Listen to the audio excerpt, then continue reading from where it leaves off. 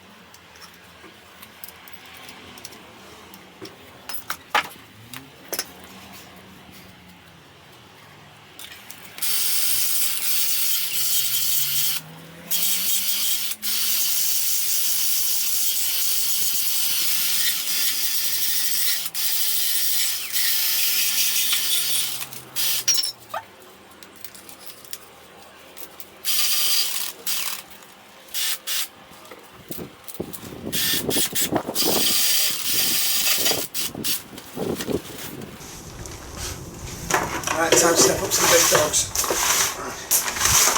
You see, oh, I missed that step. We are actually going to sandblast this as well. But I want to get most of it off because I don't want to do too much sandblasting because, as you know, sandblasting is a bit messy.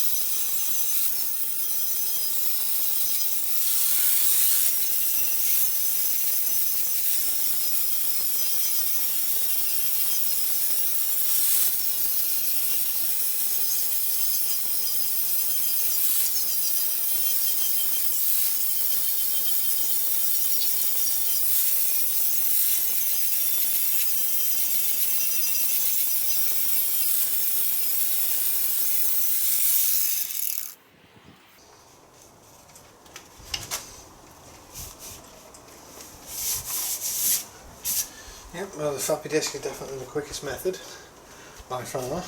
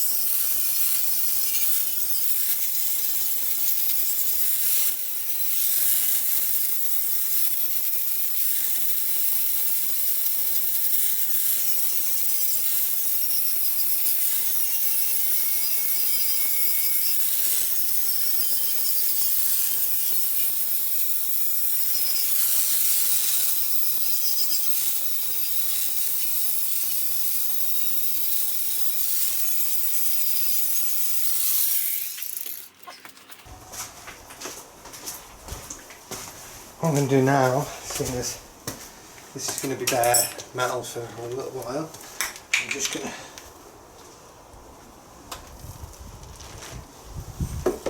give it a little rub with some oil. Just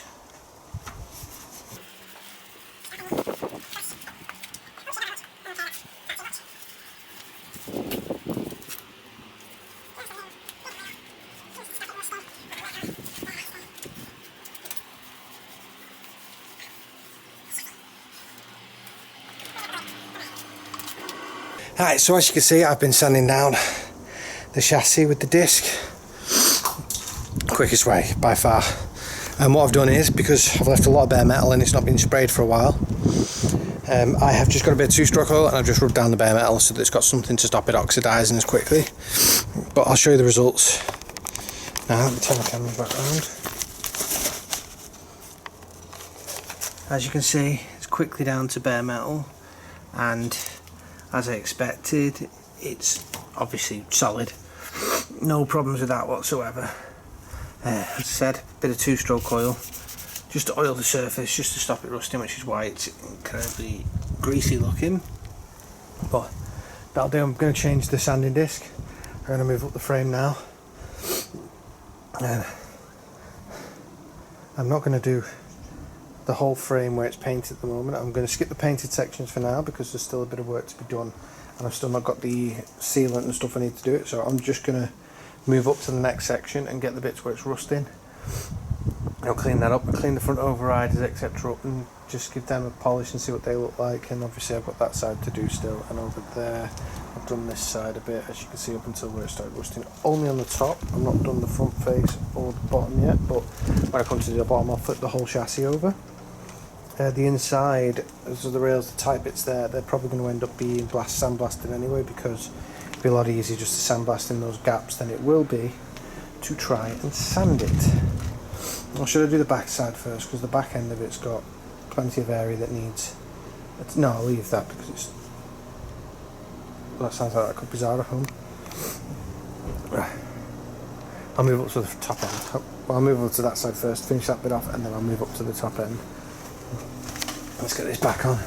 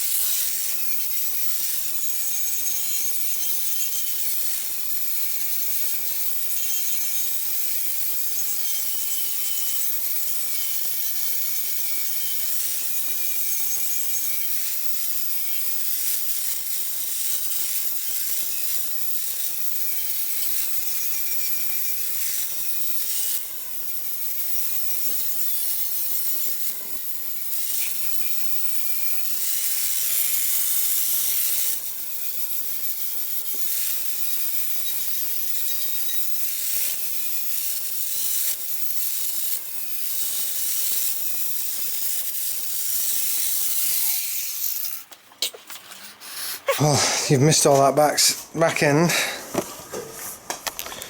but I'll give you a little, I'm deaf as a post now, I'll give you a little so, I've done all the top and the back all the way along, both the outrunners all the way to the front.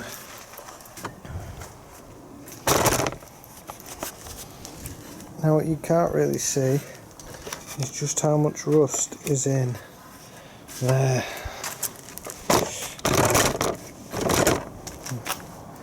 It's literally just pouring out.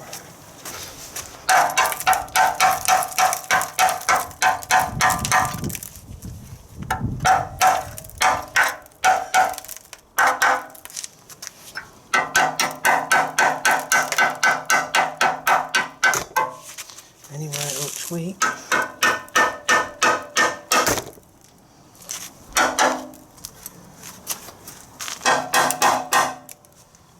Now it looks like the way that these are made up, these outriggers are, it looks like this outer piece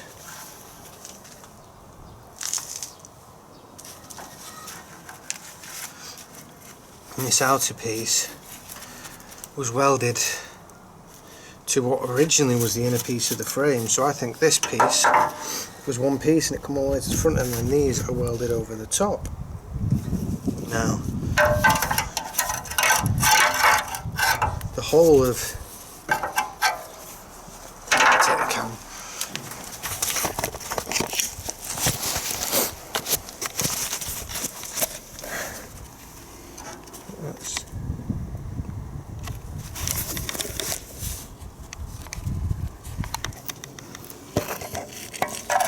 Now, I don't know how well that comes through on the camera, but as you can see, that whole inner strengthener piece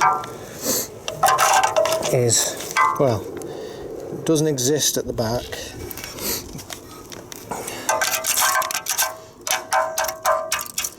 Doesn't really, you know, that's what it is there. That's all the inner strengthener.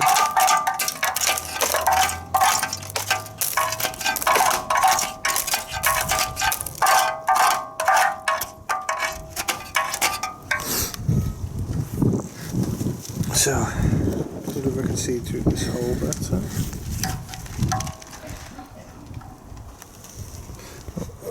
As you can see, from the light shining through, there's plenty of holes in this piece.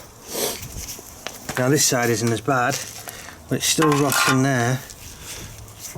And I don't know what the best method is to tackle this, because it's seam welded there, it's not spot welded on. Like normally I think you're supposed to just cut it off and weld on a new piece, you know, by welding along the bottom, welding along the sides, but I don't think I'm able to do that.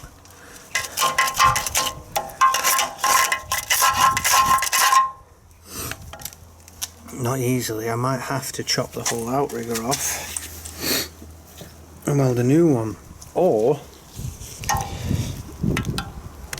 because I don't even think I can get the grinder in there to cut that off. I might be able to get the Dremel head in there. If I can Dremel through,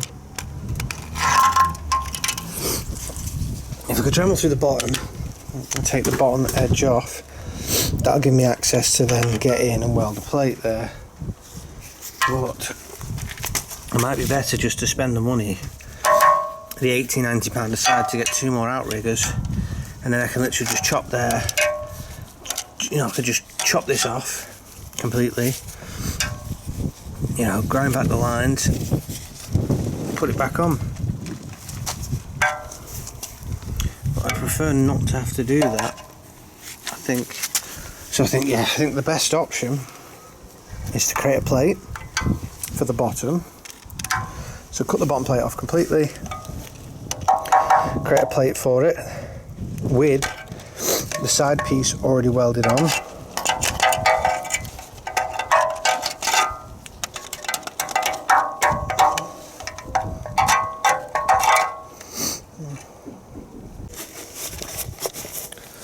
Okay, so I have been working on the chassis now for a couple of hours. As you could probably see, you know, all the rust on the back I've got down there. The two chassis rails, I've cleaned up any bad spots on that all the way through there. Cleaned up the two outriggers. Cleaned up the front cross piece. The bits around the towers and struts and stuff, that's going to have to be sandblasted. I've left the paint on in this middle section and stuff because I've still got brackets that I'm going to cut off, which I'll have to weld back on. And I've still got all this to do with the wire brush first to clean up all the dirt and the scum and the grime. But the cordless drill batteries died. I forgot to put it on charge before I started this, which is a bit silly. So what I'm going to do is I'm going to oil up any of the exposed metal areas that I've done so that they don't get more rust. And then I'm going to put the chassis away for tonight.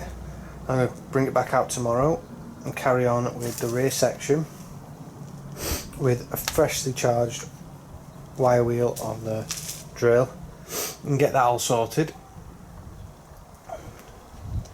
Yeah, and that should be, you know, it's coming out, it's looking pretty good. The last thing I'm going to do before I put it away actually is I'm going to take these brake lines off the back and I'm going to try those bits and bobs I sprayed before on the back just to see if they'll come loose now, and hopefully they'll come off.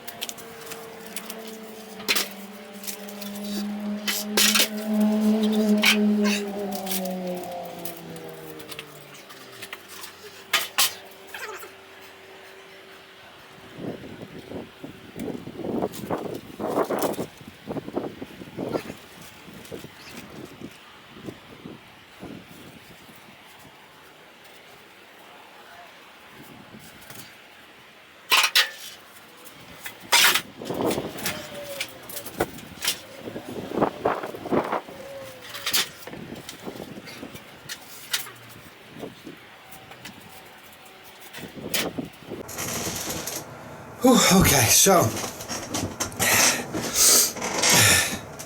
let's pull my sleeves down, nobody wants. Oh. So, first day summary of the Spitfire project. So, I've been out there since I got back about 2.5 hours. And what I managed to get done is I've removed all the bits and bobs that were still attached to the frame, like the extra turret tower, the horn, the brackets, some of the nuts and bolts, all the brake lines. Didn't manage to remove the brake splitter and the brake lines at the back because the nuts are just that rusted that it's bending the brackets themselves. But seeing as it's quite a simple bracket, I'll probably just lop that off, weld a new bracket on there, because it'll be a lot easier than trying to get that brake line and those fittings off that existing bracket. Now, apart from that, everything's been sanded down. I've spotted a few extra things that I didn't notice before, like a few patches that need to go in. Well, for a better word, we'll call it the crash bar, the part at the front, two end pieces. One side's getting a little thin, a few small holes in it. The other side's got a lot of pitting, So I'm just going to cut those out, weld 2 new patches in the end, so it's all fresh metal, and that way anything that I bolt in those areas is going to be solid. There's going to be no chance of it, you know, working itself loose or rusting any further. Now, apart from that, the rest of the frame is in pretty decent condition, except for the what they called, the bonnet braces. They've both rusted through at the bottom. So what I'm going to do is cut a square out the bottom of those, weld a new panel in with the 2 upright pieces already attached. So I'll have to weld that, pre-weld that first, put that in, and then just do spot welds along the top just to strengthen that bracket back up so that the bonnet is definitely attached solidly to where it needs to be. Apart from that, pretty good first day. You know, got a lot of the surface rust off the body. Now there's the bits of the painted areas. I need to flip it over and do the underside, but I reckon with the help of my dad, who will be here on Saturday, I think, helping me, be able to flip it upside down, and we'll both be working on different points. We can get that fully sanded down, job be good and everything nice and perfect. Anyway, I'm going to buy some more bits and bobs now, that hopefully purchase this sheet steel. Oh, update on the steel and the welding gas. Luckily, one of my dad's friends owns a welding company. He said he's able to get me the sheet steel a hell of a lot cheaper than the current place I was sourcing it from. The current place I was sourcing it from wanted £40 for a 2x1 metre sheet. That's delivered. He can get me a 2.5 by 1.25 metre sheet for £20 in 1.2 mil thickness. He's also, I also asked him about 1/4 inch sheet. Well, my dad asked him about 1/4 inch steel tube with a 2 mil sidewall, and he basically said he should have a couple of metre lengths as leftover scrap cut off in his workshop. So he's just going to give me those to allow me to brace all the frame and get that body separated. Hopefully as well on Saturday I'll make a trip with my dad to B&Q to pick up the wood to make the frame so that we can detach the body, and maybe possibly, you know, actually start taking the seats out, the gearbox tunnel, everything we need so that the body can be ready to be lifted off the frame. Because once the body's lifted off the frame and it's all sorted in place, it'll mean that, you know, we're one step closer to knowing what we're going to do with that original chassis, what we're going to do with this chassis. I can start transferring the suspension components over, etc, etc. Now, the original chassis I know is going to be a lot worse than the one I've currently got, and it's going to require a lot of welding, but I am going to salvage it, and that's going to be for the GT6 project. But anyway, that's all for now. I'm going to take a well-deserved break, have something to eat, have something to drink, because I am literally dripping with sweat. Well, it's a very, very humid day, and it's still about 23 degrees out there, even though it looks like it's going to pee down with rain any second. So, lifting that 60 kilo chassis on my own, you know, and carting it about is it's made me work up a sweat. But anyway, peace out.